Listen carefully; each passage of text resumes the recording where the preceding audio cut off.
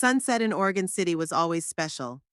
The sun was slowly sinking below the horizon, coloring the waters of the Willamette River golden and scarlet. I sat on the veranda of my two-story home watching nature prepare for sleep. At 77 years old, these moments of silence have become my only escape.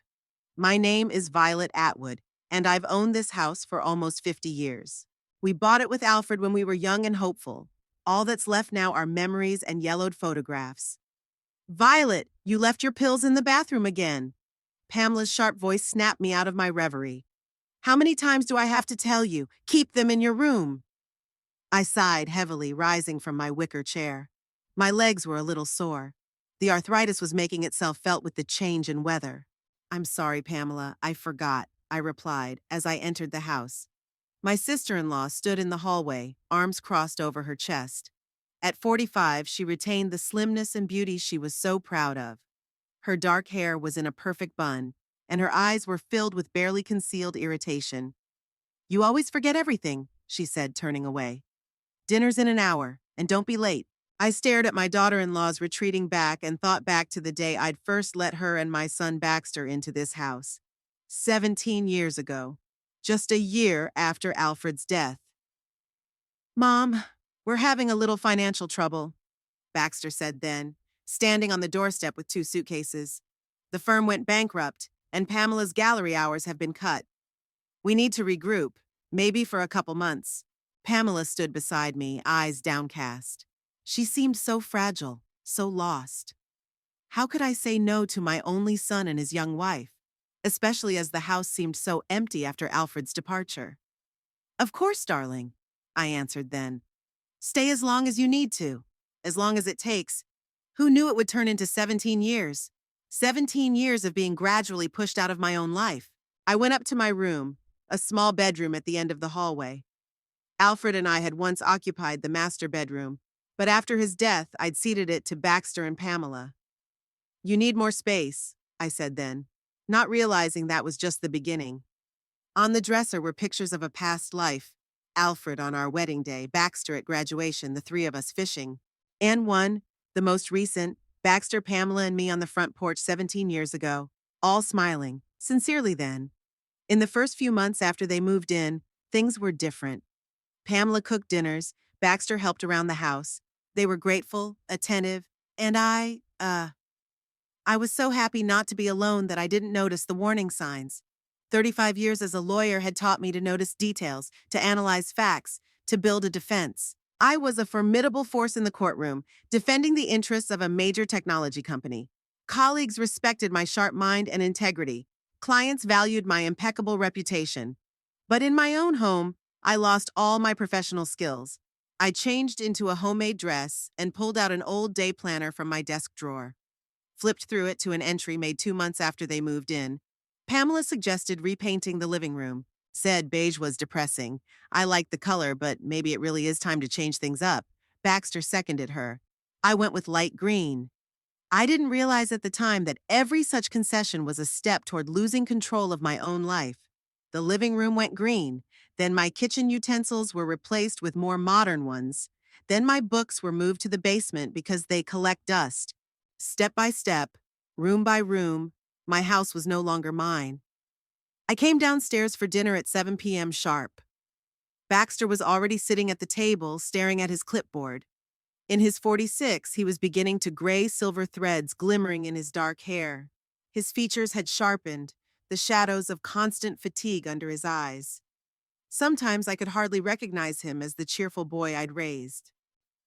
Hello, Baxter, I said, sitting down across from him. He looked up, nodded, and turned back to the screen. No, hi, Mom. No, how was your day? Just a silent nod as if I were a casual neighbor. Pamela brought in a dish of lasagna and set it on the table. The aroma of tomatoes and spices filled the room. I hope you remembered to take your medicine before dinner, Violet, she said as she put the food on the plates. I didn't forget, I answered, though I honestly didn't remember exactly. Sometimes I did skip my pills, not out of forgetfulness, but out of indifference. What did it matter if I lived another 5 years or 10 if those years were just as empty? Baxter got a promotion, Pamela said, as if I should have guessed it myself. He's now in charge of a whole team of programmers. Congratulations, dear. I tried to catch my son's eye. You've always been so capable. Thank you, he mumbled, not lifting his eyes from his plate. We're thinking about renovating the second floor, Pamela continued, ignoring the awkwardness of the moment. It's about time we updated the bathroom and maybe expanded our walk-in closet. I froze with my fork in my hand. Renovations will require a lot of money, I said cautiously. Baxter has a good salary now, Pamela said. Besides, the house needs updating if we want to maintain its value. We do. She spoke as if the house belonged to them, like I was a temporary guest in their domain, not the other way around. I'm not sure now is the right time to renovate, I said, trying to sound judicious. Maybe we should wait a little longer, save up. Pamela snorted. Wait? That's all we've been doing for the last 17 years. Waiting to live the life we want. Her words hit me like a slap in the face. 17 years they'd lived in my house, used my electricity, my water, my space. And yet they felt deprived? I thought you lived the way you wanted to live, I said quietly. Of course not. Pamela set her fork aside. We're always looking back at you, at your habits, at your, this was Alfred's favorite rug, and I rocked Baxter in this chair. Baxter finally broke away from his food and cast a warning glance at his wife. Pamela, not now. When? She wasn't going to stop. When are we finally going to talk about something that's been hanging in the air for years? About your mother holding on to the past and us being hostages to the situation? I sat there numb with shock and resentment. Hostages? Did they consider themselves hostages? You could always find your own place, I said, surprised at how calm my voice sounded when everything was boiling inside. The door was never locked from the outside. Where would we go? Pamela blurted out. Rent an apartment half the size of this house and pay more for it than it costs to maintain the whole place? Baxter had just started his career. I was working part-time at the gallery. We needed help. And I've been helping you for 17 years, I reminded him, unselfishly. Unselfishly. Pamela laughed, but there was no mirth in her laugh. You used us as emotional crutches after Alfred died. You needed us as much as we needed you. Baxter finally intervened. That's enough, both of you. Let's just have a quiet dinner. But it was too late. Pamela's words had opened old wounds. Yes, I'd been lonely since Alfred's death. Yes, my son's presence was a comfort. But to turn my need for family warmth into manipulation? Present my help as a form of emotional blackmail? The rest of dinner passed in tense silence. I could barely taste the food. When it was over, I silently gathered the dishes and began washing them in the sink while Baxter and Pamela went into the living room. Through the kitchen window, I watched the stars light up over Oregon City, the city where I'd lived all my life, the city that had known me as a young bride, a successful lawyer, a happy mother, and now a lonely old woman in her own home. Finished with the dishes, I headed for the stairs, intending to go upstairs to my room. As I passed the living room, I heard the muffled voices of Baxter and Pamela. Normally, I tried not to eavesdrop on other people's conversations, a professional habit of respecting privacy. But something in the tone of their voices made me stop. Talk to a real estate agent, Baxter said. He said a house in this neighborhood is worth at least $800,000. If we sold it and split the money? Why split it? Pamela interrupted him. Your mother can live comfortably on her pension in a nursing home. We need money for the future. I pressed my hand to my mouth so as not to reveal my presence. They were discussing selling my house? A house that legally belonged only to me? She'd never agree to a nursing home, Baxter sighed. You know, Mom. She's getting more and more absent-minded, Pamela insisted. One day or the next, she'll forget to turn off the stove or the water. And then what? She's a danger to herself in the house. It was a lie. I remembered perfectly well to turn off the stove. I was very good at all household tasks. Yes, sometimes I forgot where I put my glasses or my book, but that happens to people of all ages. I can't just send her there against her will, Baxter said, and for a moment I felt a surge of gratitude toward my son. Then convince her it's for her own good, Pamela persisted. The old woman is becoming more and more of a burden. How long can we put up with this? A burden. That's what I've become in the eyes of the woman I let into my home, the woman I gave a roof over my head when she needed it. A burden. The house is too big for her alone, Pamela continued. She can barely climb the stairs. In a good nursing home, she'd have medical care, socialization with people her own age. I know, Baxter's voice sounded tired. But this is her home. She's lived here all her life. Come on, you said it yourself. It's practically yours. She's just living out her life here. I jerked away from the door, unable to believe my ears. My house is actually his? The house Alfred and I had been paying off for 30 years? The house I'd inherited by right after his death? With trembling hands, I went up to my room and closed the door quietly. My heart pounded as if it wanted to jump out of my chest. Was my own son, my own flesh and blood, discussing how to get rid of me? Had 17 years of care and support turned into such black ingratitude? I went to the window and looked out at Oregon City at night. Somewhere out there were people who respected me. Former colleagues, neighbors, friends. But here, within these walls, I had become a burden they wanted to get rid of. Something broke in me at that moment. Something important that had kept me afloat all those years of humiliation and neglect. It was time to face the truth. I am no longer the mistress of my own home. I was a prisoner. In my desk drawer was the business card of a lawyer, my former colleague Robert Finch. We'd met by chance at the supermarket a month ago, and he'd left his number. If you ever need legal advice, Violet, just give me a call. I'd politely thanked him then, not thinking I'd take advantage of the offer. But now, hearing my son and his wife plan to evict me from my own home, I knew I needed help, and I knew where to find it. After that evening, I began to watch more closely what was happening in my home. A conversation I overheard opened my eyes to the truth of the situation. I wasn't just being sidelined, I was about to be completely removed from the equation. In the morning, I called Robert Finch, my former law firm colleague, and made an appointment. Just to discuss some legal nuances, I said, without going into detail over the phone. Robert agreed to see me 3 days later at a coffee shop near my house. I went down to the kitchen and found Pamela gone and Baxter sitting at his laptop, finishing his coffee. Good morning, I said, trying to sound casual. Baxter gave me a quick glance. Hi, Mom. I'm leaving soon. I'm meeting a client. Sure, honey. I poured myself a cup of coffee. You have a lot of work today? As always. He didn't take his eyes off the screen.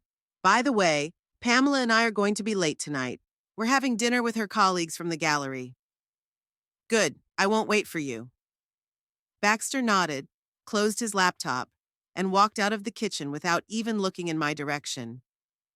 How long had it been since we stopped really talking? How long had it been since my son had turned into this aloof stranger? After he left, I decided to do some cleaning. Not that my house was particularly dirty, I kept it clean regularly, but it helped organize my thoughts. I started in the living room, dusting the dresser that held my favorite porcelain figurines, a collection Alfred and I had amassed over the years. When I picked up the little porcelain shepherd, my heart twitched. The figurine's arm was chipped off. I remembered exactly that a week ago when I had last dusted the place, the figurine had been intact. It had been one of our first purchases with Alfred on our honeymoon in Europe. I carefully set the damaged figurine down and checked the others. The shepherd boy and dog were missing. The little ballerina Alfred had given me for our 20th wedding anniversary stood with a chipped leg. It couldn't have been an accident. 3 damaged figurines from a collection I treasured? I knew for a fact that Baxter had never touched those things. He'd been neat and respectful of personal boundaries since childhood. Pamela, on the other hand, I remembered catching her dusting off her dresser a few days ago. She rarely did housework, preferring to leave the chores to me. I was surprised at her sudden concern for cleanliness. Just helping you a little, she said with that fake smile I'd learned to recognize so well over the years. I realized now that she wasn't helping, she was hurting, intentionally damaging the things I cared about. I carefully stacked the damaged figurines in a box and hid it in my closet. My heart ached at the realization of such petty cruelty. Why? What had I done to this woman to deserve such hatred? That same day, I discovered that my favorite shawl, knitted by my mother, had disappeared from the hall closet. I remembered hanging it there after my last walk. After searching the house, I found it in the dirty laundry basket, stained with red wine, as if someone had spilled a glass on it on purpose. It was too much. I knew Pamela never drank red wine, only white, because of her allergy to tannins. So she'd used Baxter's wine on purpose to ruin my thing. When they returned late in the afternoon, I didn't bring up the subject of spoiled things. Instead, I observed, studied, gathered evidence. Over the next week, the list of accidentally spoiled things grew longer. My favorite sweater had a hole in it, as if someone had poked it with a cigarette, even though no one in our house smoked. Pages from my favorite book, an antique edition of Jane Austen given by Alfred, had been torn out. A photograph of our wedding on my nightstand was covered with water that had accidentally spilled from a vase. Each time, Pamela acted surprised and sympathetic. "Oh, Violet, what a pity. It must be moths. The book must have been disturbed in the cleaning. Don't be so upset. It's just stuff. Just things. To her, maybe it's just stuff. To me, they're shards of the past, tangible evidence of a happy life that now seemed like a distant dream." Baxter didn't notice anything, or pretended not to notice. When I tried to talk to him about missing and damaged things, he just shrugged. "Mom, at your age, sometimes your memory fails you. Are you sure you didn't put the sweater somewhere else? Maybe someone took the book a long time ago and didn't return it." His condescending tone hurt more than a direct accusation. My own son thought I was an old woman out of my mind. I decided to be more cautious. I started locking the door to my room when I left.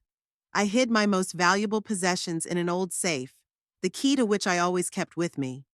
It was humiliating to live like a paranoid person in my own home, but I saw no other way out. 3 days after the first discoveries, I met Robert Finch at a small cafe 2 blocks from the house. Despite his gray hair and wrinkles, he retained the tenacity in his gaze that made him such a successful lawyer. "Violet, you haven't changed at all," he smiled, shaking my hand. "Flattery has always been your forte, Robert," I smiled back. We ordered coffee, and I started at the beginning, talking about the house, how my son and daughter-in-law had moved in temporarily 17 years ago. Gradually, I moved on to the present situation, trying to present the facts as dryly as I had once done in court. Robert listened attentively without interrupting. When I finished, he twirled the cup in his hands thoughtfully. "Legally, the situation is clear, Violet. You own the house, and you can decide who lives in it. They're my relatives, Robert, not strangers. Nevertheless, the law is on your side. If you decide to evict them, no court will take their side, especially since they've basically been your dependents all these years." I sighed. I'm not sure I'm ready for such a drastic step. Baxter is my son, after all.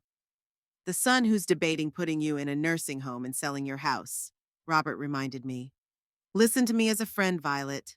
You've always been a strong woman, one of the best lawyers I've worked with. Don't let family ties blind you." We discussed the legal intricacies of a possible eviction, and Robert promised to prepare all the necessary paperwork. "You should have them just in case," he said. "If you decide to use them, call me and we'll start the process."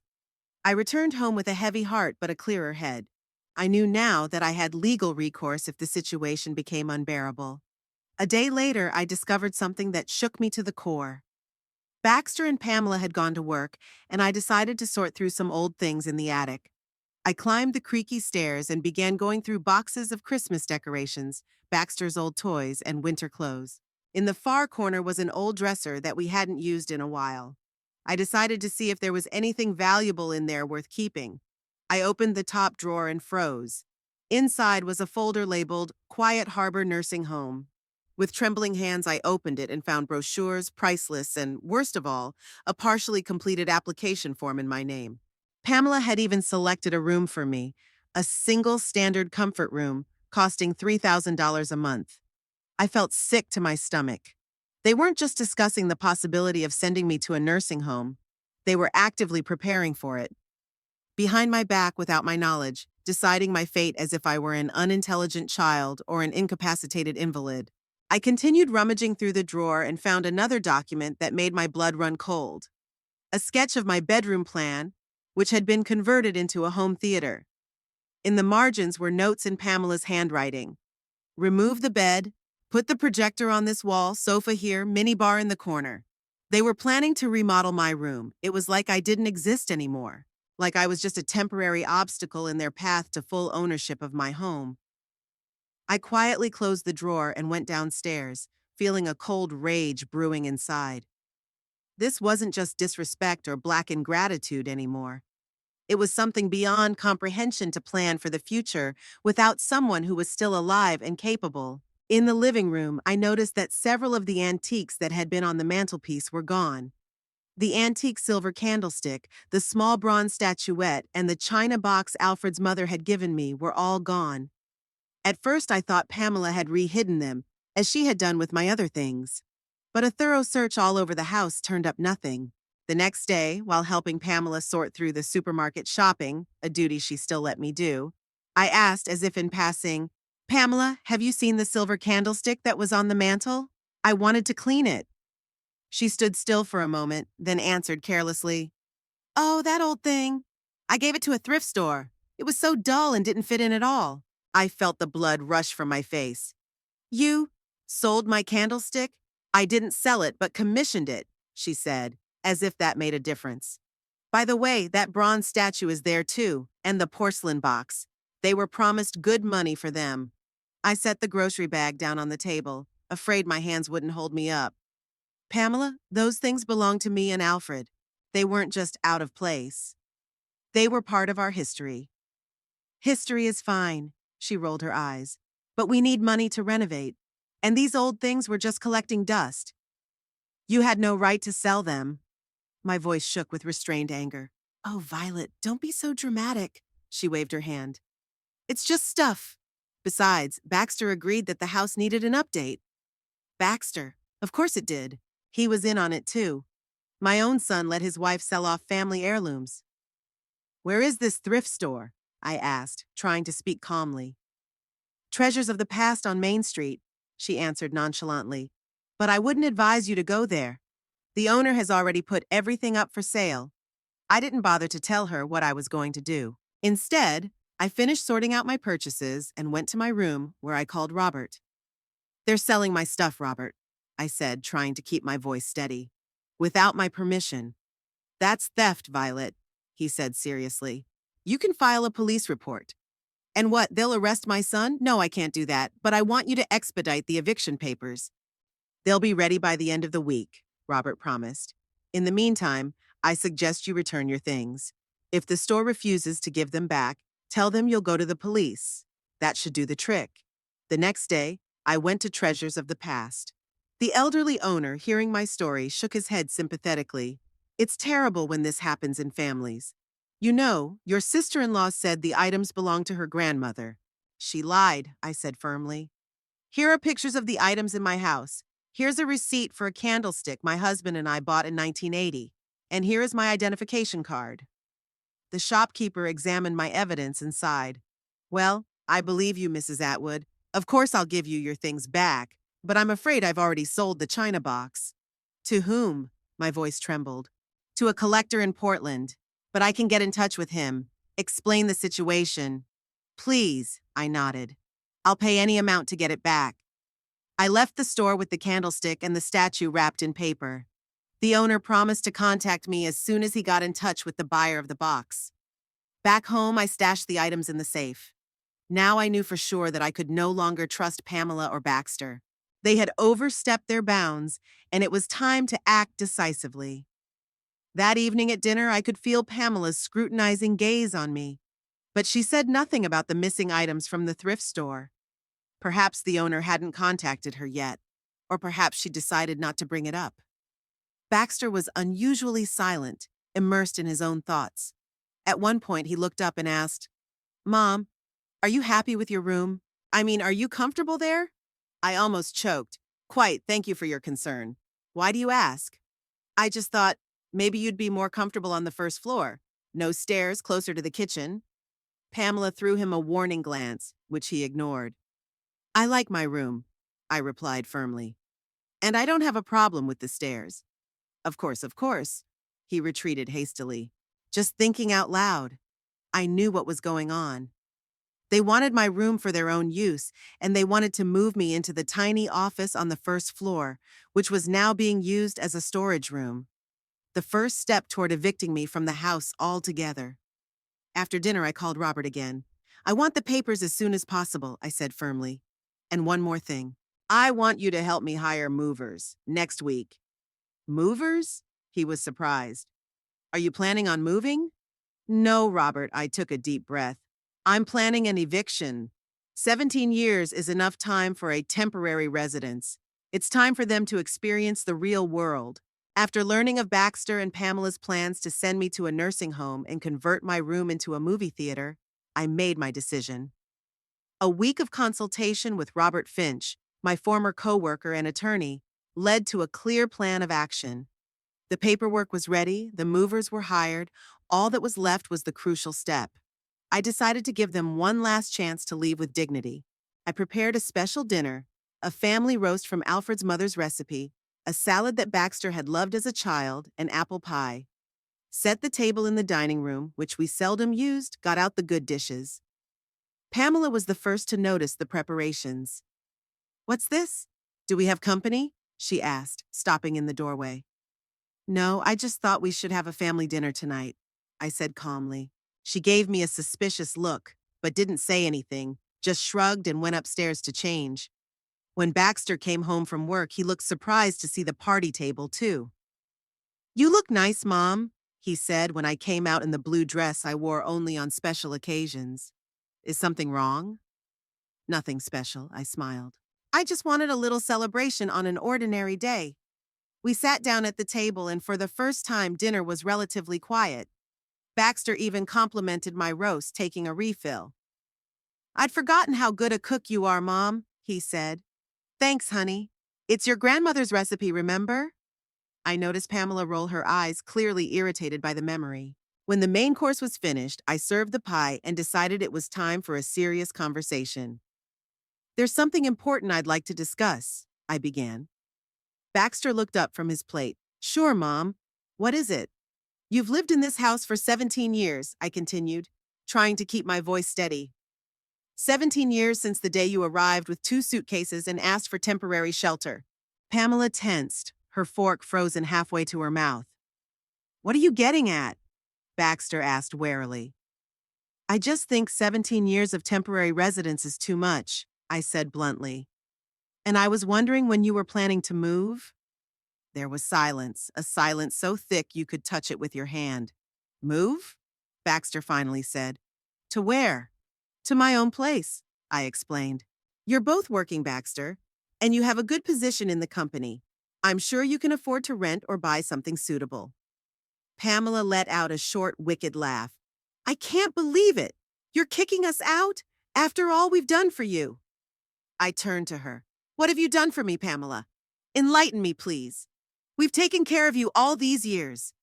She raised her voice. "Who made sure you took your medication? Who took you to the doctor? Who put up with your senile quirks?" "Pamela," Baxter said warningly, but she didn't stop. "No, let her know. We've sacrificed our lives, our comfort for 17 years. We could have bought our own place a long time ago if it weren't for having to keep this huge old house and take care of you." I looked at her, not believing my ears. "Maintain the house? In 17 years, you haven't paid a dime on the mortgage I've been paying for 30 years. Not a dime for the house insurance. Not a dime for most of the utilities. You've lived here for free, eaten at my expense, and had the nerve to sell my stuff behind my back." Pamela turned pale. "So you know?" "Of course I know," I cut her off. "I also know about your plans to put me in a nursing home and convert my bedroom into a home theater. I've seen the brochures and sketches of the renovation." Baxter looked shocked. "Mom, you've got it all wrong. We were just looking at options for the future. No one was going to send you somewhere against your will. Don't lie to me." I felt my voice shake. "I heard your conversation. The old woman is becoming a burden. Isn't that how your wife put it?" There was a heavy pause. Baxter cast an accusing glance at Pamela, who sat stone-faced. "Mother," he said at last, "let's not make any hasty decisions. If you need financial help with the house, we can discuss—" "It's not about money," I interrupted him. "It's about respect. It's about gratitude. It's about basic decency. I let you into my home when you needed help.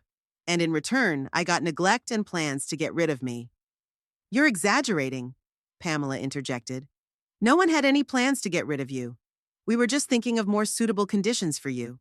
with medical care, with companionship. Stop it. I held up my hand.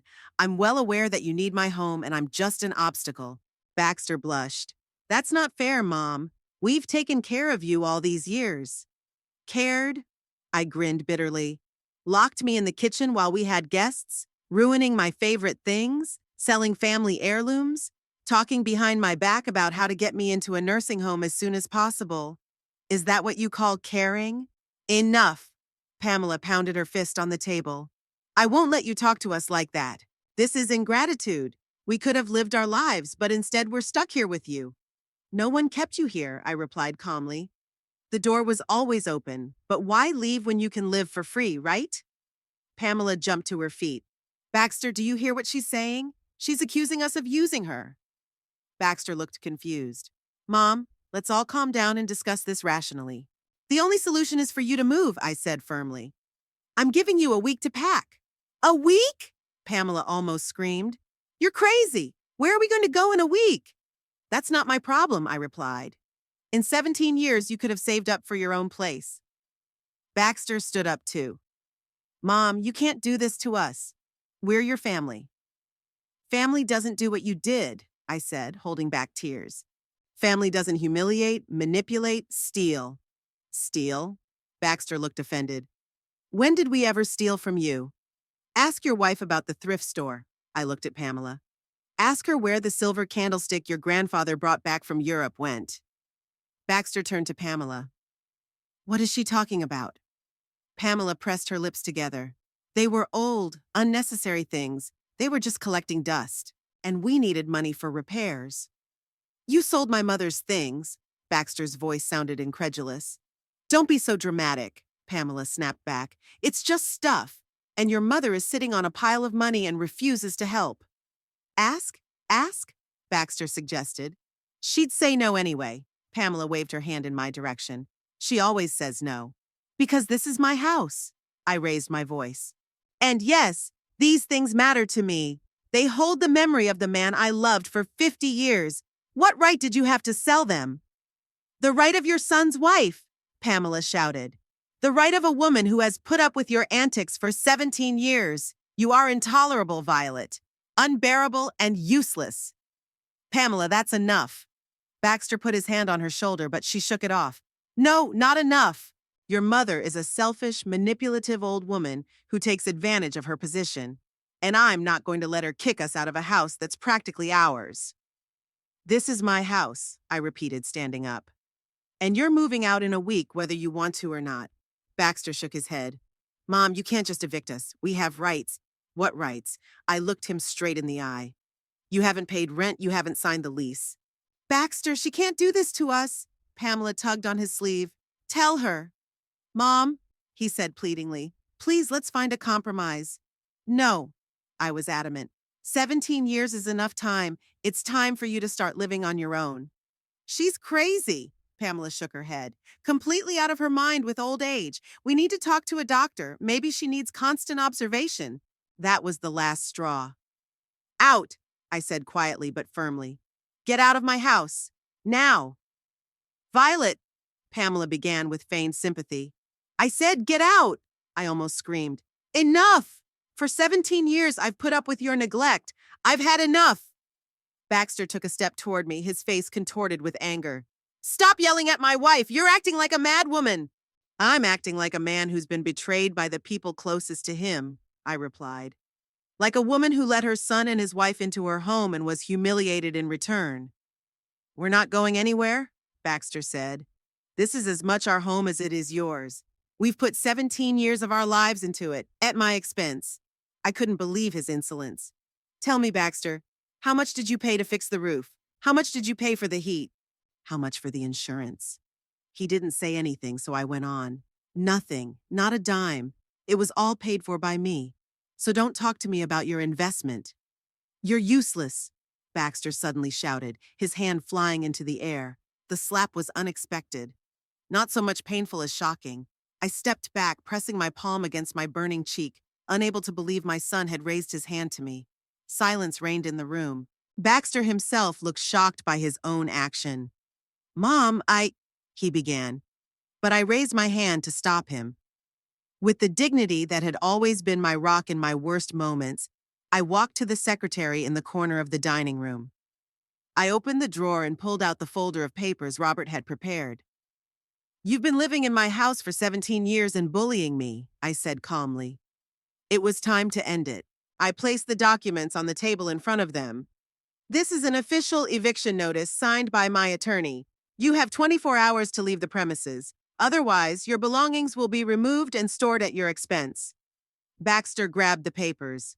"This is illegal. You can't evict us in one day." "I can," I replied, "and I'm doing it." The night after the family dinner was the longest night of my life. I didn't sleep a wink, listening to the sounds in the house. Baxter and Pamela, having received the eviction notice, had not settled down. I could hear them whispering in the kitchen, the slamming of closet doors, the occasional trip out and back, probably to take valuables out to the car. I wasn't going to stop them from taking their personal items. Let them take whatever they thought was theirs, as long as they got out of my house, out of my life. After 17 years of humiliation and neglect, I finally found the strength to end this prolonged torture. Around 3 in the morning, there was a knock at my door. I was alarmed, but I didn't open it. "Mom," came Baxter's voice. "I know you're awake. We need to talk." I stayed silent, not wanting to engage in conversation. After the slap, after all those years of bitterness, words seemed empty and meaningless. "Mom, please," his voice sounded pleading. "I was wrong. I should never have raised my hand to you. It's unforgivable." I continued to remain silent. It's easy to apologize when you're facing eviction. It's easy to be remorseful when your plans to sell someone else's house and get rid of its rightful owner suddenly fall apart. "I'll be here when you decide to talk," he said finally, and from the sound of his footsteps, walked away from the door. I was up early in the morning before the sun rose. I made myself a cup of coffee and sat by the living room window, watching the sky over Oregon City gradually lighten. At 7 o'clock, the doorbell rang. I opened it and saw Robert Finch. "Good morning, Violet," he said. "How was your night?" I invited him in, and we sat down in the living room, away from the stairs so that Baxter and Pamela wouldn't overhear our conversation. They were trying to push pity, I said quietly. Baxter knocked on my door, apologized, said he was wrong. "And you think he was sincere?" Robert asked. I shook my head. No, he was just afraid he'd really lose his roof over his head and his access to my property. "Well," Robert opened his briefcase, "I've prepared all the documents. The movers and locksmith will arrive at 8 o'clock tomorrow morning, just as we agreed." "Thank you, Robert." I squeezed his hand. "I don't know what I would have done without your support." At that moment, footsteps sounded on the stairs, and Baxter and Pamela entered the living room. Both of them looked crumpled, eyes red from sleep. Pamela was holding a cup of coffee, Baxter his tablet. "Oh, we have company," Pamela said with feigned surprise. "And so early." "Good morning," Robert replied politely. "I'm Robert Finch, your mother's attorney." "Lawyer?" Baxter looked at me in disbelief. "Mom, did you seriously hire a lawyer against your own son?" "I hired a lawyer to protect my interests," I replied calmly. "After what happened yesterday, I think it's a reasonable precaution." Pamela snorted. "A reasonable precaution? Like we're some kind of criminals. We're your family, Violet, the only family you have." "And that's why it hurts so much," I said, looking at her. "Because I expected love and respect from my family, not manipulation and threats." Baxter sat down in the chair across from me. "Mom, I admit I was out of line yesterday, but let's be honest. You said a lot of hurtful things too. We've all been on edge. Maybe we should just take a step back, calm down, and discuss things rationally." "We've been discussing the situation for 17 years," I replied firmly. "And nothing has changed. In fact, it's getting worse. I can't take it anymore." "But eviction," Baxter waved his hands. "Wouldn't that be too drastic a step? Where are we going to go?" "You're adults with good incomes," Robert said. "In 17 years of rent-free living, you could have saved up for your own place if you really wanted to." Pamela set the cup down sharply on the table. "And who are you to judge us? You don't know our situation. You don't know what we've been through." "I know enough," Robert replied calmly. I know you've lived in Mrs. Atwood's house for 17 years without paying rent. I know that you sold her personal belongings without permission. I know that you plan to send her to a nursing home to convert her room into a movie theater. And I know her son raised his hand to her yesterday. Baxter blushed. It was an isolated incident. I've never before. But it happened, I interrupted him. And that was the last straw. Robert's right. I let you live here for 17 years, demanding nothing more than basic respect. And I didn't even get that. Pamela suddenly changed tactics. Her face softened. Her voice became almost purring. Violet, darling, she said, moving closer to me. I know you're upset. We all said things yesterday that we regret. But isn't family about forgiving each other? Isn't it about supporting each other in times of need? Beautiful words, I replied dryly. Too bad they weren't backed up by deeds. Where was this family support when you were selling my stuff? When you were discussing with my son how to get me into a nursing home? You've got it all wrong. Pamela put her hand on my knee and I involuntarily pulled away. We were just worried about you. At your age, living alone in a house this big is dangerous. We wanted you to be under the care of specialists. And quite coincidentally, that would free up my bedroom for your movie theater. I couldn't contain the sarcasm in my voice. Pamela pulled her hand away, her face contorted with anger for a moment, but she quickly pulled herself together. They were just sketches, ideas for the future.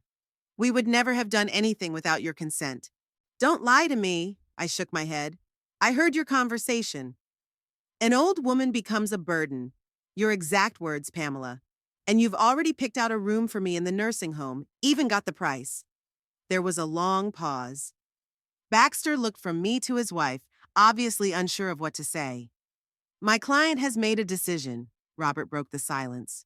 You must vacate the premises within 24 hours, as specified in the eviction notice. The movers will arrive at 8 o'clock tomorrow morning to pack up your belongings if you don't do it yourself. Pamela jumped to her feet. This is illegal. You can't kick us out in one day. We have rights. What rights? Robert asked calmly. You haven't paid rent, you haven't signed a contract. Legally, you're just guests who stayed too long. We've lived here for 17 years, Pamela exclaimed. This is our house. No, it's Mrs. Atwood's house, Robert corrected her. And she has every right to decide who lives in it. Baxter suddenly changed his tactics. He knelt down in front of my chair and took my hands in his. Mother, I'm sorry, he said, tears glistening in his eyes. I was wrong. We were both wrong. Give us another chance. We'll change, I promise. We'll take care of you, respect your space, help with the house. I looked into his face, so familiar and yet so foreign. This man was once my little boy, whom I rocked in my arms, whom I read bedtime stories to, whom I taught to be honest and fair. Something snapped inside me, my throat tight with pain and bitterness. Baxter, I said quietly, if I believed you were sincere, maybe I would agree. But you're not saying that because you're really sorry. You're saying it because you're afraid of losing the roof over your head. No, Mom. He squeezed my hands tighter. I'm really sorry. I love you. You know that. If you loved me, you wouldn't be going behind my back discussing how to get rid of me. You wouldn't have let your wife sell my stuff. And you certainly wouldn't have raised a hand against me. Pamela, seeing that her husband's tactics weren't working, intervened again. Violet, think about what you're doing. You're going to be all alone in this big house. Who's going to take care of you? Who's going to help you if you get sick? You're too old to live on your own. I'm 77, not 97, I answered calmly. I am quite capable of taking care of myself, and if I need help, I'll hire a nurse. With what money? Pamela snorted. Your pension is barely enough to pay the utilities. That's not true, Robert said. Mrs. Atwood has substantial savings accumulated over a 35-year successful legal career. Savings she's spent on supporting you two all these years. Baxter rose to his feet, his face contorted with anger. So, it's all about money? You're kicking us out because you don't want to support us anymore? No, Baxter. I shook my head. It's not about money. It's about respect. It's about gratitude. The basic decency I've never gotten from you. That's not fair. Baxter raised his voice. We've taken care of you all these years. Cared? I felt a wave of resentment rising inside me. Locking me in the kitchen while we had guests? Ruining my favorite things? Selling family heirlooms? Is that what you call caring? You're exaggerating. Pamela splashed her hands. We never locked you up. It's all your fantasy. Is this a fantasy too? I pulled a small key out of my robe pocket. The key to the library that you lost 3 months ago when you hosted a dinner for Baxter's coworkers. The key I found in your nightstand when I was looking for my brooch, which also accidentally went missing. Baxter and Pamela looked at each other, clearly not expecting this. Mom, did you went through our things? Baxter looked offended. After I found my things disappearing, yes, I answered bluntly. And I found not only the key, but a list of thrift stores with an estimate of the value of my antiques, and a nursing home brochure with the room marked, and a sketch of my bedroom being converted into a movie theater. It was all in your nightstand, Baxter. He turned pale. You've got it all wrong. No, I got it right, I interrupted him. You planned to get rid of me so that you could take full control of my house and property. You used me for 17 years, and now that I've finally come to my senses, you're trying to manipulate my love for my son. That's not true, Pamela exclaimed, but her voice sounded unconvincing even to herself. You're a lawyer, Mom. Baxter changed tactics. You know you can't evict people overnight. There are legal procedures, deadlines, which don't apply to a situation where people are staying for free without a lease. Robert finished for him. In that case, they are considered guests, and the owner has the right to ask them to leave at any time. We'll go to court, Pamela threatened. We will prove that we have rights to this house. On what grounds? Robert asked calmly. The house belongs exclusively to Mrs. Atwood. Your husband didn't invest a dime in it. You don't have any documents to prove your rights. Pamela squinted. What about incapacity? You know, dementia often sets in at her age. Sudden mood swings, irrational decisions, aggression. Maybe she needs care. I felt a chill run down my spine. This is it, their real plan. Are you threatening to sue to have your mother-in-law declared incompetent? Robert straightened, his voice steely. On what grounds? Mrs. Atwood has no dementia, no mental illness. She's fully competent, as evidenced by regular medical examinations. People change, Pamela shrugged, especially at her age. That's enough, Pamela, Baxter intervened abruptly. My mother isn't crazy. I didn't say she was crazy, Pamela gave him an irritated look. I'm saying that at her age you can't always trust your own judgment. She needs nurturing, care, which you've been so generous with all these years, Robert asked sarcastically. Selling her things and planning to send her to a nursing home? Pamela opened her mouth to reply, but I raised my hand. Enough. My decision is final. You will leave this home within 24 hours, as stated in the notice. The movers will arrive at 8 o'clock tomorrow morning. You can pack your things yourself, or they'll do it for you. Mom, please! Baxter tried to take my hand again, but I pulled away. No, Baxter, I won't give in this time. 17 years is more than enough time for a temporary residence. It's time for you to start a life of your own. Pamela suddenly burst into tears, loud, hysterical tears. How can you do this to us, after all these years, after all we've been through together?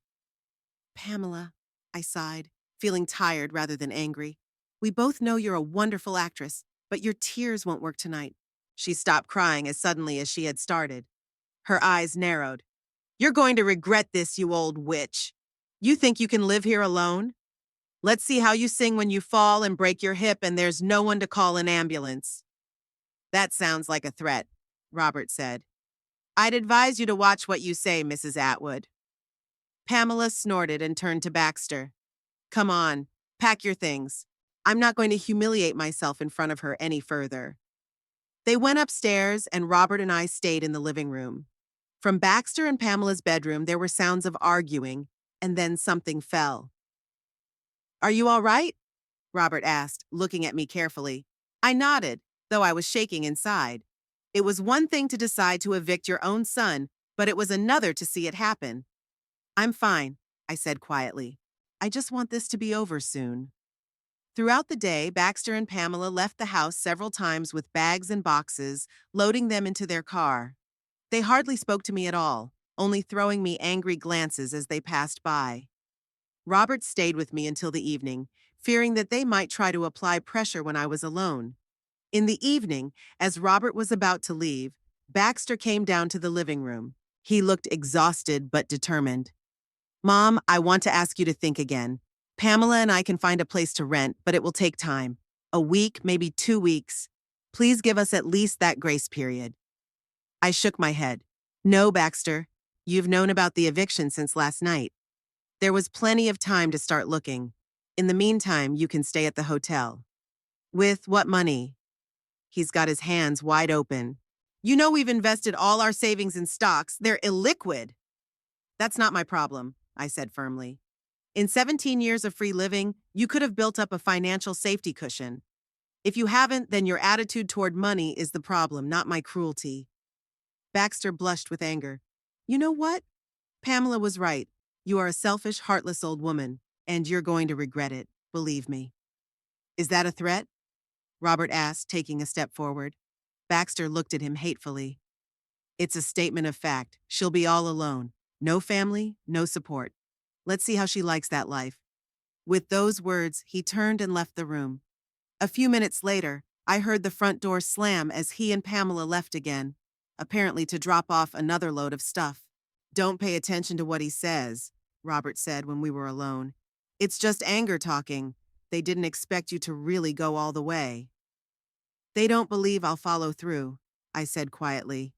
They think I'll soften, that motherly love will prevail, and I'll let them come back. Will you? Robert asked, looking at me carefully. I shook my head no. This was the hardest decision of my life, but I will not back down. Some bridges can't be rebuilt once they've been burned, and they burned that bridge when they planned to get rid of me to take possession of my house. Robert nodded. I'll be here tomorrow at 7:30, along with the movers. In the meantime, try to get some rest. And be careful, lock all the doors and don't confront them. I walked Robert to the door, locked it behind him, and returned to the living room. The house seemed oddly quiet, even though Baxter and Pamela hadn't completely moved out. It was as if the building itself was getting used to the idea that it would soon be left with just me as it had once been before they'd arrived. I went up to my room, locked the door, and sat on my bed, looking at the picture of Alfred on the nightstand. What would you say if you saw what our son had become? I whispered, touching the glass of the picture frame. You were always tougher on him than I was. Maybe if you were alive, things would have turned out differently. But Alfred wasn't around, and I had to make the decision on my own. The hardest decision of my life. And I knew I wouldn't back down, even if it meant being all alone. I spent the night before the eviction again without sleep. I listened to every sound in the house, fearing that Baxter and Pamela might do something desperate. They returned late at night, and I could hear them talking quietly in their room. Sometimes their voices rose, especially Pamela's, but I couldn't make out the words. I got up before dawn when the sky was just beginning to lighten. I brewed myself a strong cup of coffee and sat by the living room window, watching Oregon City wake up. In the 50 years I'd lived in this house, I'd learned every creak, every curve of shadow on the walls at different times of day. This house has witnessed my happiness with Alfred, my grief after his death, and my humiliation for the past 17 years. Today, I would finally free it from that burden. At exactly 7:30, the doorbell rang. I opened it and saw Robert Finch, followed by 4 stout men in fast-moving company uniforms and a man with special equipment for changing locks. Good morning, Violet. Robert shook my hand. Are you ready? More than ready, I replied as I let them in. The locksmith started looking at the doors right away, measuring the dimensions and selecting the right locks from his kit. The movers brought in boxes, packing paper, and duct tape. Are Baxter and Pamela still asleep? Robert asked quietly. I shook my head. I don't know. I didn't hear them come downstairs. At that moment, there were footsteps on the stairs, and Baxter came out into the hall. He was fully dressed as if he had never been to bed, and the circles under his eyes were dark with sleep. So you're really doing this, he said, looking at the movers. I warned you, I replied calmly. Mr. Atwood, Robert addressed him, as I explained yesterday, you have a choice. Either pack your things yourself within 2 hours or let the hired crew do it for you. Baxter ignored him, keeping his gaze on me. Are you really kicking out your only son, Mom? I'm asking my adult son and his wife to move out of my place after 17 years of living here for free, I corrected him. And after the way you raised your hand to me, I think that's a reasonable request. Pamela appeared on the stairs, also fully dressed and wearing makeup. They were obviously getting ready for this moment. Oh, so we're having a party? She said with a fake smile. And so many guests. And I haven't even had time to prepare the appetizers. Mrs. Atwood, Robert began, but she interrupted him. Yes, yes, I remember. You're the lawyer for my dear mother-in-law, who has suddenly decided that 17 years is enough for a temporary residence. How nice of her to give us a full 24 hours notice. Pamela, I sighed, let's not make a scene. Just pack your things and go. No scene? She laughed shrilly. Oh no, dear Violet, the scenes are just beginning. With those words, she grabbed a vase from the nightstand in the hall and threw it to the floor. The vase shattered, the pieces flying all over the floor. Pamela, Baxter exclaimed. What are you doing? What I've been wanting to do for a long time, she answered, her eyes burning with an unhealthy glint. If that old witch thinks she can get rid of us so easily, let her know what it will cost her. She grabbed another vase, but Baxter intercepted her hand. Stop it! You're only making it worse. Worse? Pamela wrenched her hand away. How much worse? We're being thrown out on the street like stray dogs. Mrs. Atwood, Robert intervened, stepping forward. I must warn you. Any damage to my client's property will be considered willful damage, and we will be forced to go to the police. Pamela looked at him hatefully. Oh, how frightening! The police! Do you know what I can tell the police? How this woman has been morally abusing us for years, manipulating our position, making us feel indebted. Pamela, please! Baxter tried to hug her, but she pushed him away. No, Baxter, I won't be silent any longer.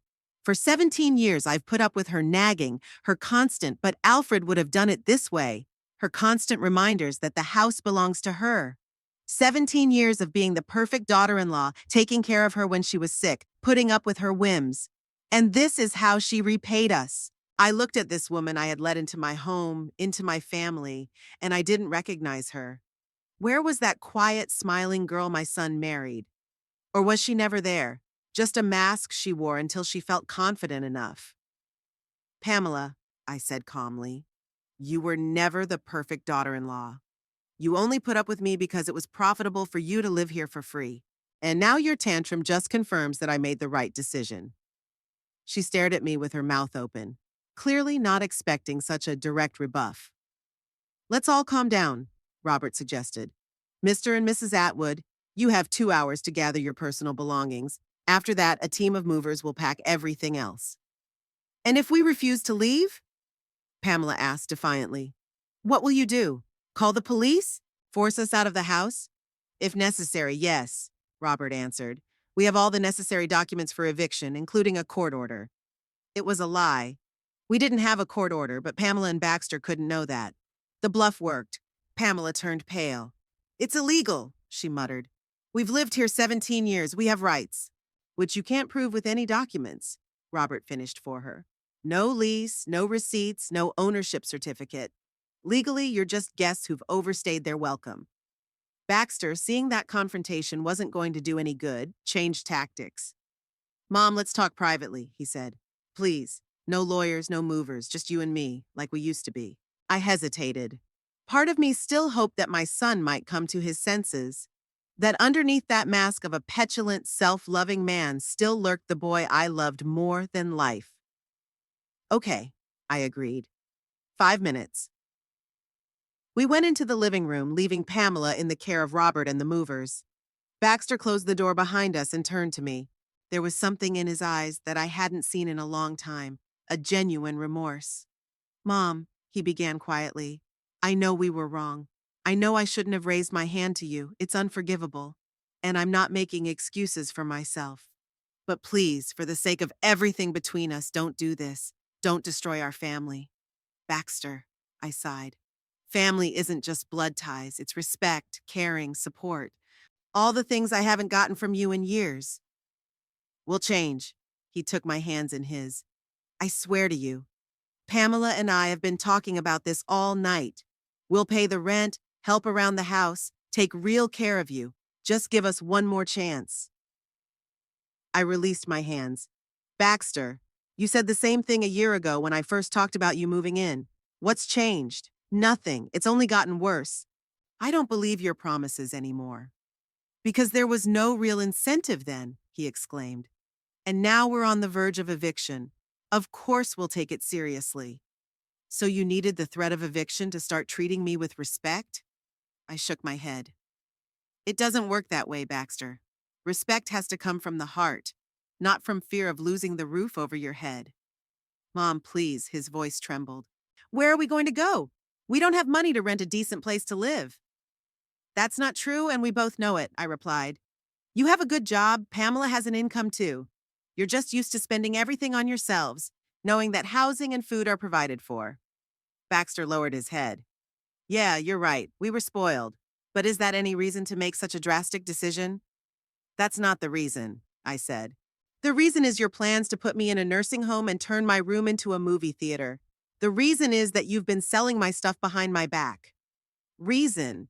The fact that you hit me when I dared to ask about your plans to live on your own. He was silent, unable to find the words to justify himself. I've made my decision, Baxter, I continued, and it's final. You must move out tonight. But I took an envelope out of my pocket and handed it to him. These are the keys to the apartment on Maple Street. I paid for it a month in advance so you'd have time to find a permanent place. Consider it my last motherly gift to you. Baxter stared at the envelope in disbelief. You got us an apartment? When did you do that? Yesterday, I answered. Robert helped me with the paperwork. It's a small one-bedroom apartment, but it's clean and in a good neighborhood. It should be enough for you for the first time. He took the envelope, his hand trembling. Thank you, but it doesn't change my mind. You're being cruel, kicking us out. Perhaps, I agreed, but sometimes cruelty is necessary to stop a greater evil. 17 years of dependency and disrespect is evil enough, don't you think? Our conversation was interrupted by a loud shout from the hallway. We rushed there and saw Pamela trying to wrestle the painting out of the hands of one of the movers. That's my painting, she screamed. I bought it with my own money. Mrs. Atwood, please calm down, the loader said, not letting go of the frame. We're just doing our job. Pamela. Baxter walked over to his wife. Leave it alone. It's not worth the nerve. No, she wouldn't give up. That old hag took the house from us, but she's not getting my stuff. Pamela, I intervened, no one is going to take your personal belongings. Everything that belongs to you will be packed up and moved. Moved where? She snapped at me. To a dumpster? To an apartment on Maple Street, Baxter answered, showing her an envelope with keys. Mom had rented a place for us for a month. Pamela stared at the envelope, then at me. What? You got us an apartment? Yes, I confirmed. So you'd have time to find something permanent. She released the painting, which the movers hurriedly took to the stack of things to be transported. Why? Pamela asked suspiciously. Why such generosity if you're kicking us out? Because no matter what, Baxter is still my son, I answered. And I don't want you to end up on the street. That seemed to puzzle her more than anything else. She stared at me as if trying to find a catch, an ulterior motive. This is some kind of trick, she said at last. You want to look magnanimous in front of your lawyer and these people. She waved toward the movers. But I can see right through you, Violet. You just want to get rid of us so you can live out your days alone and wallow in self-pity. I think what you want, Pamela, I shrugged. The apartment is paid for a month. What you do next is up to you. Come on, Pamela, Baxter took my wife by the shoulders. Let's pack up what we really care about and leave here with dignity. Dignity? She laughed bitterly. What dignity is there to talk about when we're being evicted like vagrants? Don't make this any harder than it already is, Baxter asked. We've already lost this battle. Let's at least not make it any more painful. Pamela pulled out of his arms. No, I won't give up so easily. This woman has been drinking our blood for 17 years, controlling our every move, telling us how to live our lives. And now that we've finally started to assert our rights, she's throwing us out. Drank your blood? I couldn't take it anymore. Controlling? Pamela, I gave you a roof over your head, food, everything you needed for free. I let you live your life the way you wanted to until it started to violate my personal boundaries. Lies, she screamed. You've always been against us, against our plans, our dreams. You wanted us to stay here forever, wooing you, listening to your endless stories of the past, of your precious Alfred. I never asked you to look after me, I replied, trying to speak calmly. I have always been independent, and I still am. And I told you about Alfred because he was an important part of my life. If you didn't like it, you didn't have to listen. Pamela, that's enough. Baxter tried to pull his wife upstairs. Come on, let's go get our things. But she wouldn't give up. She broke free of her husband and ran to the dresser in the hall and began to open the drawers, dumping their contents on the floor. You want to kick us out? Fine, but I'm not leaving for nothing. You're gonna pay for this, Violet. You'll pay for every minute of humiliation we've suffered in this house. Mrs. Atwood! One of the movers stepped towards her, but Robert stopped him. Don't touch her. It will only make things worse. Pamela continued to throw things out of drawers, moving from dresser to sideboard, from sideboard to bookshelves. Baxter tried to stop her, but she was mad, unable to hear or see anyone around her. Pamela, stop it! Baxter finally shouted, grabbing her by the arms. You're making it worse! Look at you! You're acting crazy! She froze, looking at her husband with wide-open eyes. Are you on her side? I'm not on anyone's side, he replied tiredly. I just want this to end as painlessly as possible for all of us. Pamela threw up her hands and took a step back. Traitor, you've always been a mama's boy. Even when she insulted me, humiliated me, you never really took my side. That's not true, Pamela, Baxter shook his head. I've always supported you, but now you're out of line. Boundaries, she laughed hysterically. What boundaries are you talking about? Your mother's right to throw us out on the street after 17 years of living here? Her right to tell us how to live our lives? Her right to control her own home, Baxter answered quietly. Her right to respect that we didn't give her, and I'm only now beginning to realize it.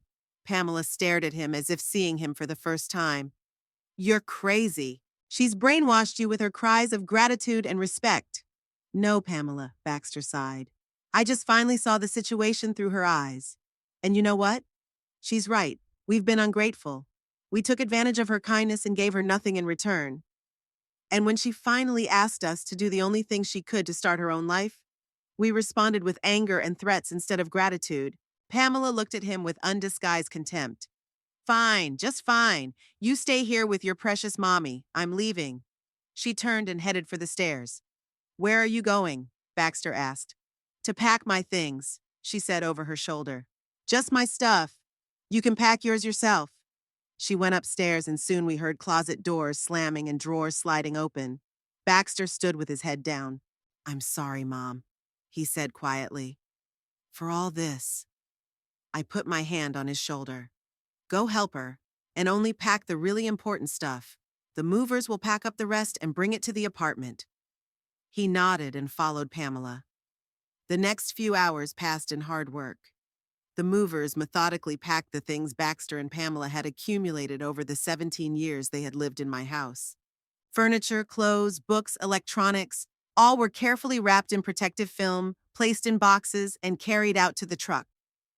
Pamela came down several times with bags and boxes, which she carried to her car parked outside the house.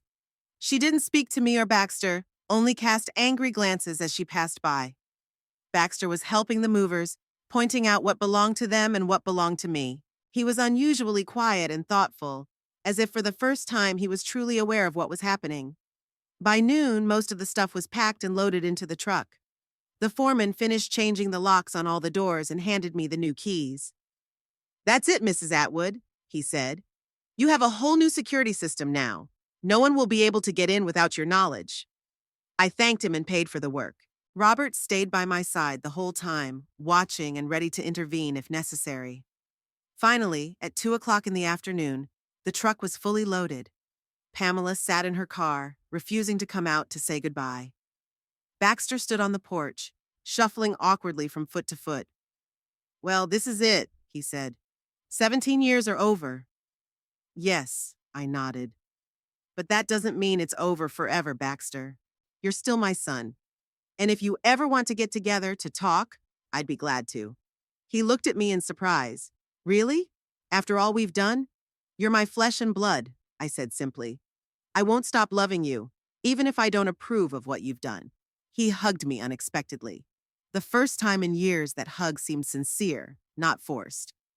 Thanks for the apartment, Mom. We don't deserve such kindness. Think of it as a fresh start, I said, pulling away.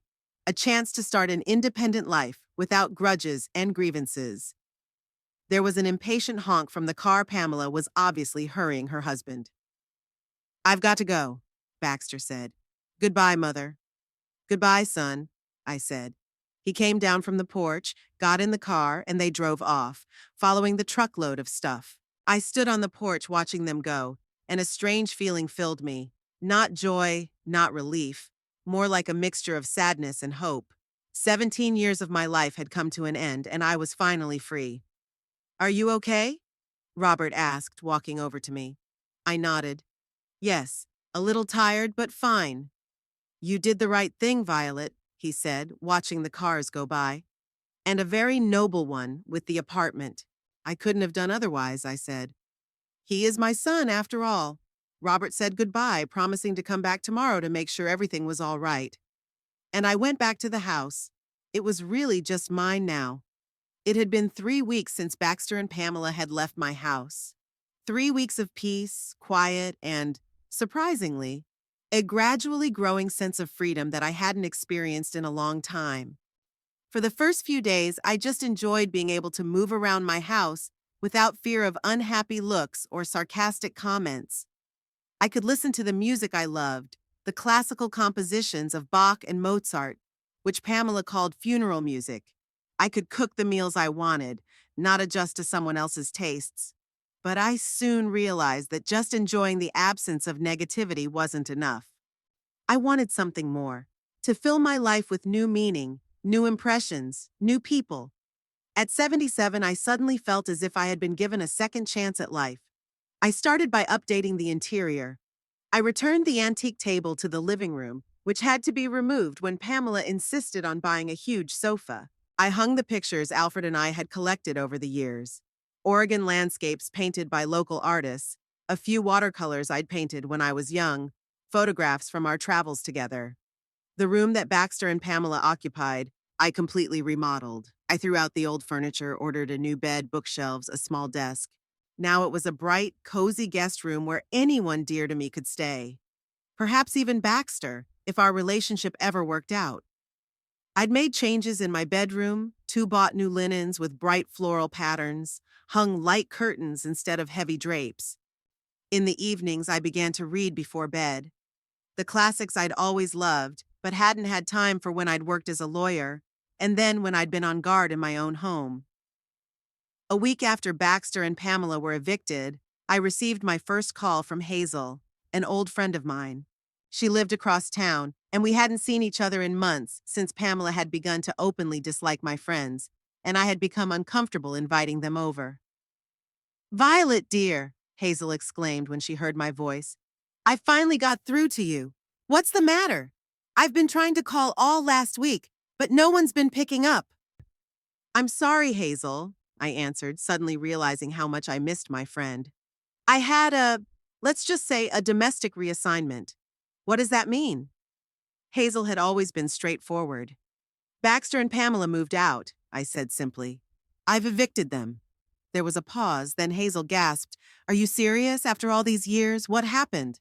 I told her the whole story. The plans I'd found to send me to a nursing home, the things I'd sold, Baxter's slap on the wrist, and my decision to end the humiliation. My God, Violet, Hazel muttered when I was done. I always felt there was something wrong with that, Pamela, but I didn't think it was this bad. And how are you now? Surprisingly well, I admitted. It was like a huge weight had been lifted off my shoulders. The house is mine again, and I feel, free. That's wonderful, Hazel exclaimed. We should celebrate. Come to my house tomorrow for lunch. A few of our mutual friends will be there, and they've missed you too. I agreed, feeling a little nervous, like a teenage girl at her first party. 17 years of social isolation had done its work. I'd almost forgotten what it was like to spend time in pleasant company. Lunch at Hazel's was exactly what I needed. 5 women my own age, women I'd been friends with before Baxter married, greeted me with such warmth that tears came to my eyes. We talked about everything: politics, books, grandchildren. All of them had grandchildren except me. Plans for the future. Hey, speaking of plans, said Doris, the most active of us. Violet, you should join our club. Club? I interjected. The Silver Foxes, she explained with a smile. We meet once a week at the community center.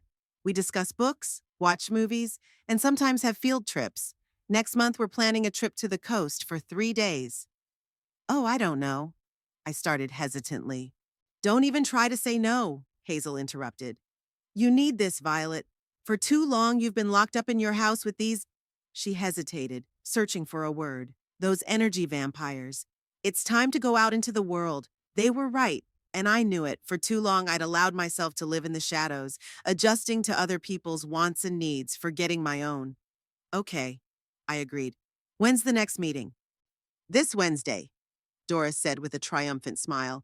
And bring a swimsuit. There's a pool at the center for water aerobics. Water aerobics. The last time I swam was when Alfred was alive. Pamela always crinkled her nose when I mentioned my love of swimming, as if it were something indecent for a woman my age. During lunch, the conversation naturally turned to Baxter and Pamela. By the way, I saw them last week, said Martha, who lived near Maple Street, where the apartment I had rented was located. They looked, shall we say, not very happy. Did they? I felt a pang of unease. After all, Baxter was my son, and I didn't want him to suffer. Well, I saw them at the supermarket, Martha continued. They were arguing by the pasta shelf. Pamela was saying something about how they couldn't afford organic produce, and Baxter was insisting that they'd have to learn to save money. Welcome to the real world, Hazel snorted. 17 years on the dole, and now you have to make every penny count. I feel a little sorry for them, I admitted. I've changed their lives, after all. Violet, honey, Doris put her hand on mine. You didn't change their lives. They brought the situation to the point of no return. You just protected yourself and your dignity. And they're both adults. It's time they learn to live on their own. I knew she was right, but my motherly heart still ached. I hoped that in time Baxter would understand why I'd done what I'd done, and maybe we could rebuild our relationship on a healthy foundation of mutual respect. The next day, after lunch at Hazel's, I decided to tidy up the garden, which had long needed attention. The rose bushes, planted by Alfred, were overgrown and needed pruning. The flower beds were overgrown with weeds. The lawn needed mowing. I worked in the garden all morning, enjoying the physical labor and fresh air. By noon, I was feeling pleasantly tired and satisfied that the garden was beginning to take on a tidy appearance. Deciding to take a break, I went to the kitchen to make tea when I heard the doorbell ring. Opening it, I saw Baxter on the doorstep. He looked different than he had 3 weeks ago, gaunt, with dark circles under his eyes. He was dressed in a simple shirt and jeans, not his usual expensive suit. Baxter, I was surprised, but I tried not to show it. Come in. He crossed the threshold tentatively, as if he were entering someone else's house. Hello, Mom, he said quietly. I'm sorry for the unexpected visit. It's all right, I said, leading him into the living room. I was just about to have some tea. Would you like to join me? He nodded and sat down in a chair, looking around. You've changed everything, he remarked, pointing to the new paintings on the walls and the rearranged furniture. Yes, I agreed. It felt fresh. I brought tea, and we sat in silence for a while, not knowing where to start talking. How did you settle in? I finally asked. Is the apartment okay? Yes, thank you, he answered. It's comfortable. Smaller than we're used to, but it's adequate. How's Pamela? I couldn't help but ask, though I guessed the answer. Baxter sighed. She's adjusting, with difficulty. It's a big change for her. For both of you, I remarked. He nodded. Yes, for both of us. There was a pause again. I sensed that Baxter wanted to say something, but he hesitated. What brings you here, Baxter? I asked bluntly. I'm glad to see you, but I'm guessing this isn't just a social visit. He set the cup on the table and looked me in the eye. I came to apologize, Mother, for everything. For the way Pamela and I have treated you over the years. For the way I raised my hand to you. for being ungrateful and, selfish. I didn't expect such a direct confession. Baxter's always been a proud man, and he's had a hard time apologizing since he was a kid. I appreciate that, Baxter, I said sincerely. And I accept your apology. He looked relieved, but I sensed there was more to it. And one more thing, he added, and his voice changed to businesslike. I'd like to propose a compromise. A compromise? I asked him again. Yes, Pamela and I know what we did was wrong. But, this apartment, it's really small. And it's expensive. When the month you've paid for ends, we'll have to pay $800 a month. That's almost half my salary. I was beginning to see where he was going with this. What do you suggest? I asked, even though I already knew the answer. We could go back, he said, trying to sound confident. But on different terms. We'd pay rent, say, $400 a month. We'd help with the house. We'd treat you with respect. Baxter, I started. Wait, Mom, let me finish. He held up his hand.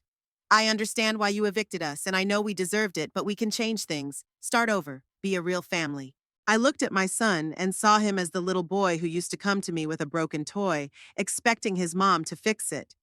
But now there was a grown man sitting in front of me who had to learn to solve his own problems. What did Pamela think of this proposal? I asked. Baxter looked away. She's not thrilled, but she realizes that it's the most sensible solution to our situation. So it wasn't her idea, I clarified. No, he admitted. It was mine, but she agreed as long as we have more autonomy in the house. Autonomy? I raised my eyebrows. What exactly does that mean? Well, like a separate kitchen for us, Baxter said. We could remodel part of the basement. And maybe a separate entrance so we don't interfere with each other. Sort of like an apartment inside the house. I listened to his suggestions and felt sadness growing in me, rather than anger.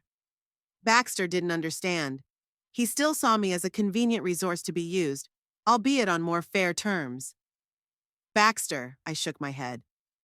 I appreciate you coming to apologize, I really do, but I can't take you up on your offer. He looked stunned. Why? I told you we'd pay rent. Help.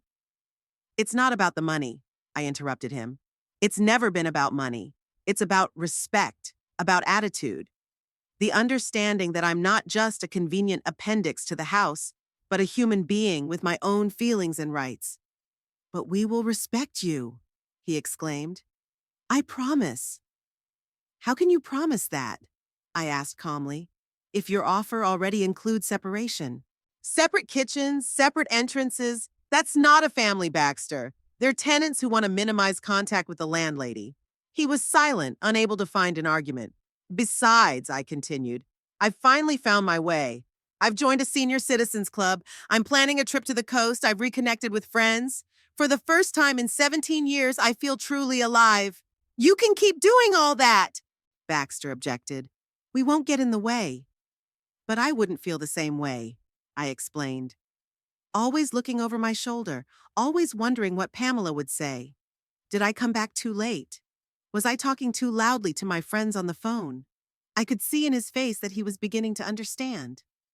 I don't want to live like this anymore, Baxter, I said softly, and neither should you.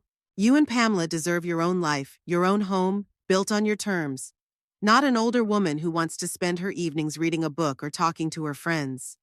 But we're a family, he said quietly. And there was the same note in his voice as 30 years ago, when he hadn't understood why I wouldn't let him go camping unaccompanied with his friends when he was 15. We'll always be family, I said, wrapping my hand around his. You'll always be my son, but we don't have to live under the same roof to have a relationship. We can call each other, meet for lunch, spend holidays together, like millions of other families do. Baxter was silent as he considered my words. Finally, he said, You're not going to change your mind? No, I said firmly, but without anger. It's best for all of us. Trust me. He sighed and stood up. Well, I understand. Thanks for the tea, Mom. Sorry for wasting your time. You never waste my time, Baxter, I said, standing up and hugging him. I'm always happy to see you. It's just on different terms. He nodded, and I walked him to the door. Before he left, he turned around. Mom, about the apartment, when the month paid for is over. Don't worry about that, I said. I've paid for 2 more months in advance. You have time to find something more suitable or get used to this place. The surprise and gratitude on his face was genuine. Thank you, he said. You, you're an amazing woman. Just a mother who loves her son, I replied, even when she disagrees with him. After Baxter left, I went back to the garden and continued my work. A strange calmness filled me. I knew I had done the right thing in refusing my son, not out of revenge, not out of a desire to punish him, but because we really needed to learn to live separately, respecting each other's boundaries. 2 weeks after Baxter's visit, I went on my first trip with the Silver Foxes 3 days on the Oregon coast. Hazel, Doris, and a dozen other women ranging in age from 60 to 85 proved to be the most cheerful and interesting traveling companions one could wish for. We stayed in a cozy hotel overlooking the ocean, walked along the beach collecting shells, visited a lighthouse, and had a poetry night where each recited her favorite poems. I chose Robert Frost's The Road Not Taken, and for the first time I truly felt the meaning of those lines. When I got home, I found a postcard in the mailbox. It was a picture of a panorama of Portland, and on the back was a short inscription in Baxter's handwriting. Mom, you were right. We found an apartment in Portland, moving at the end of the month. Pamela got a full-time job at the art gallery. I got a promotion. Why don't we meet for lunch next Sunday? Call me if you can. Love, Baxter. I smiled, clutching the card to my chest. Maybe all was not lost. Maybe my son is finally starting to realize what it means to be an adult and take responsibility for his life. Maybe in time we would build a new, healthy relationship based on mutual respect, not dependency. In the meantime, I had a life of my own, full of new discoveries and opportunities. At 77, it was like I was starting over, and it was frightening and delightful at the same time. In the evening, I sat on the porch with a cup of tea, watching the sun set over the horizon, painting the sky over Oregon City in shades of pink and gold. A strange feeling filled me, not bitterness, not regret, but a quiet confidence that I was finally in my place, in my life. I thought of Alfred, of how proud he would be of me now. He'd always said I was stronger than I looked, and that one day I'd have to prove it to myself. Who would have thought that would happen at 77? Life is full of surprises, and I was ready to take them all without fear or regret, because I finally realized toxic relationships aren't worth saving just because they're bound by blood ties. True love is not an addiction, but a freedom. Freedom to be yourself and let others be themselves. And that freedom I've finally found.